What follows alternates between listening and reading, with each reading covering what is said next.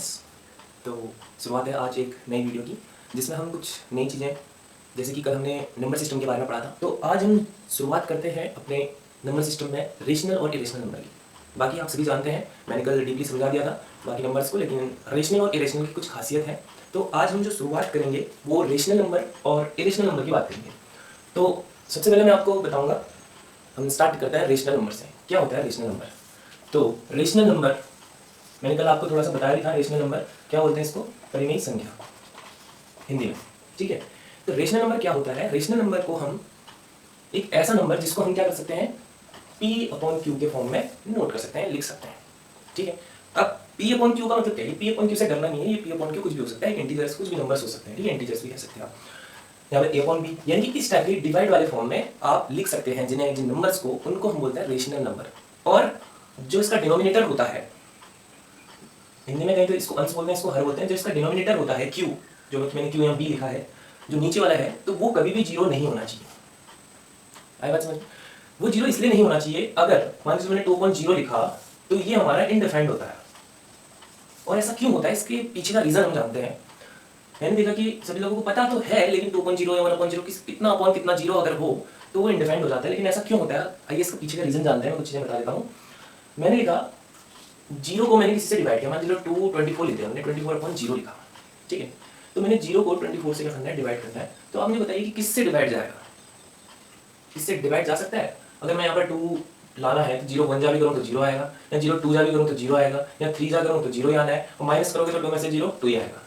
फिर करो 0 4 जाए, यहाँ पर कुछ भी आप कोई भी डिजिट लिखते रहो इसके कोशिएंट में, हमेशा ये 2 ही खत्म नहीं होगा आपका।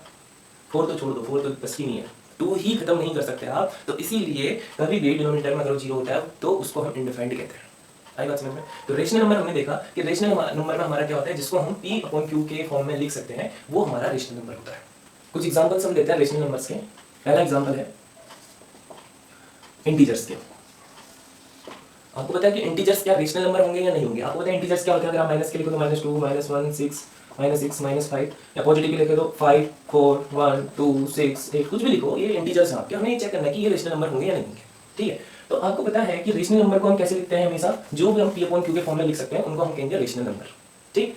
तो अब क्या आप इन नंबर्स को रेशनल नंबर यानी P/Q के फॉर्म में लिख सकते हैं? ऑब्वियसली लिख सकते हैं। कैसे लिख सकते हैं कि अगर -2 है तो -2/1 अगर मैं लिख सकता हूं तो इसकी वैल्यू -2 होगी, तो इसको मैं लिख सकता हूं। तो ये एक इंटीजर है, और इंटीजर्स हमेशा एक रेशनल नंबर होंगे। मेरी बात को ध्यान से सुनना, इंटीजर्स हमेशा रेशनल नंबर्स होंगे, ठीक है। अब अगर मैं बात करूं 5 की, तो 5/1 लिख सकते हैं, 4/1 लिख सकते हैं, 1/1 लिख सकते हैं। तो ये रेशनल नंबर लिख सकते हैं, रेशनल नंबर्स हैं।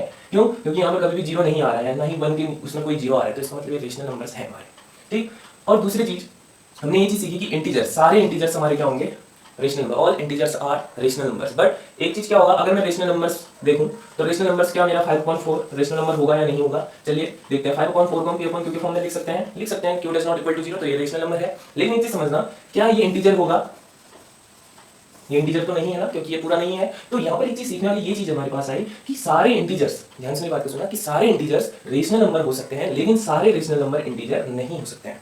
कोई भी नंबर लिखो, 2 लिखो, 3/1 लिखो, 1/2 लिखो, तो ये सारे के सारे रेशनल नंबर हैं। और बात करूं हमारे पॉइंट वाले में, 0.5 0.8 0.6, ये भी हमारे क्या है? रेशनल नंबर्स हैं, ठीक। अभी कैसे हैं? अगर देखो 0.5 है तो क्या मैं इसको 0.5 को क्या मैं 1/2 लिख सकता हूँ? लिख सकता हूँ।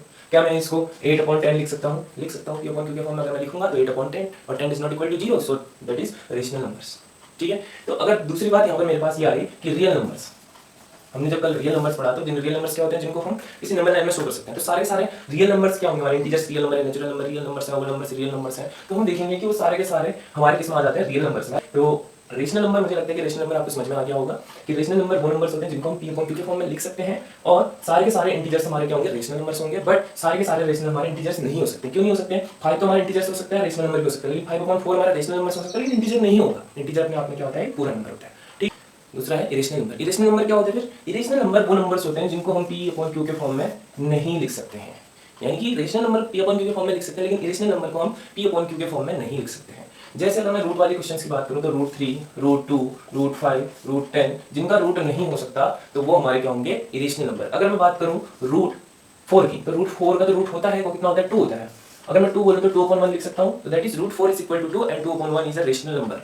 ठीक है, लेकिन root 5 does not, root 5 upon 1 तो मैं लिख सकता हूँ, ये बात सही है आपकी, लेकिन कहीं पर ये गलत हो जाएगा। अभी कहाँ पर गलत होगा वो चीज़ मैं अब आगे बताऊंगा आपको, ठीक है। चलिए मैं कुछ बताता तो आपको, मुझे लगता है कि रेशनल नंबर आपको समझ में आ गया, इरेशनल नंबर आपको इतना समझ में आ गया कि जिसको हम पी अपॉन क्यू के फॉर्म में लिख रहे हैं, और अब इरेशनल नंबर हमारा होगा जिसको हम पी अपॉन क्यू के फॉर्म में नहीं लिख रहे हैं, नहीं लिख सकते। अब यहाँ पर मैं आपको एक रेशनल नंबर, जैसा कि आपने बेसिक जान लिया कि रेशनल नंबर हम पी अपॉन क्यू के फॉर्म में लिखेंगे और इरेशनल पी अपॉन क्यू के फॉर्म में नहीं लिख सकते हैं। अब कुछ नई चीजें जहाँ पर हम पता करें कि ये रेशनल नंबर है या नहीं है, ठीक है। तो इसके लिए सबसे पहले मैं आपको एक चीज बता देता हूँ। नंबर 1 आता है टर्मिनेट, टर्मिनेट।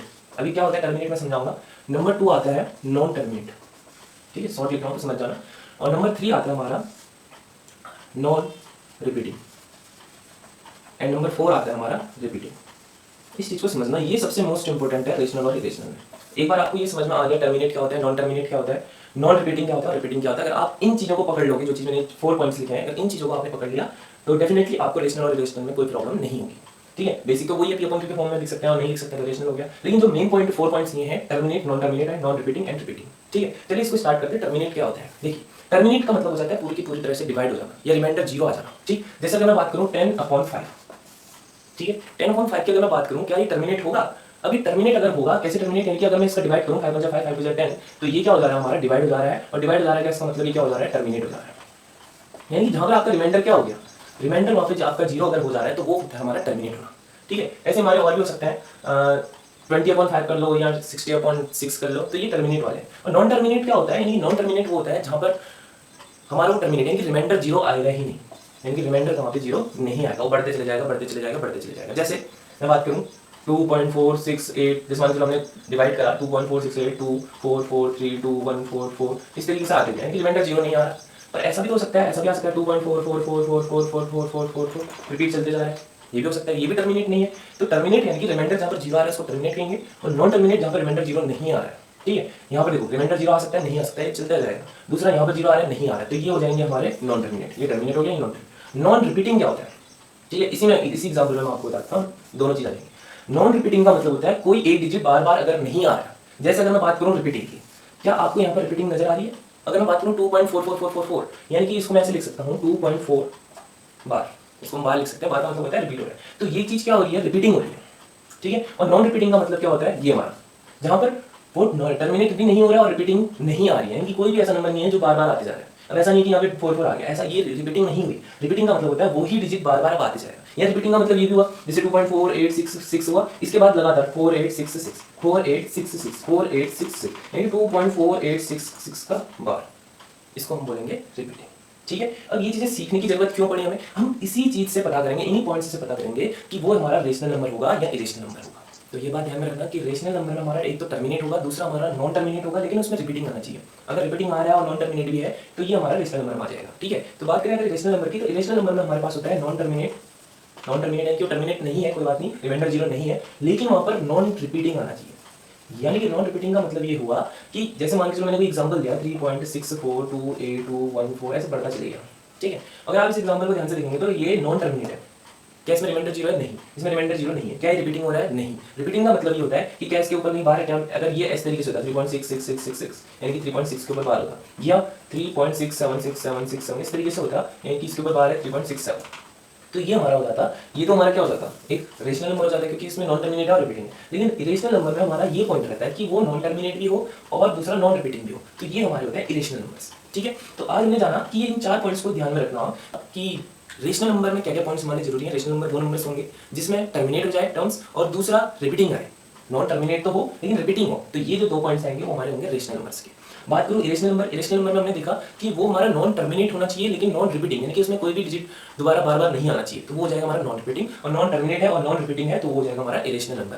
तो ध्यान रखना कि कोई ऐसे एग्जांपल अगर आएंगे सामने तो वो हमारा डायरेक्टली हम उसको बोल सकते हैं कि ये हमारा एक इरेशनल नंबर होगा, क्योंकि इसको हम P/Q के फॉर्म में कभी लिख ही नहीं सकते हैं, ठीक है। और इनको हम लिख सकते हैं। अब आप बोलोगे कि इनको कैसे लिखते हैं, तो वो हम कल नेक्स्ट वीडियो में मैं आपको कल प्रूव करके भी दिखाऊंगा कि ये हमारा रेशनल नंबर है और ये हमारा क्या है, इरेशनल नंबर है। इनको आप नोट भी कर सकते हो और ध्यान रखना। तो उम्मीद है कि आपको ये वीडियो पसंद आई होगी, और अगर ये पसंद आई तो इसको लाइक करिए, शेयर करें एंड सब्सक्राइब करिए। Thank you.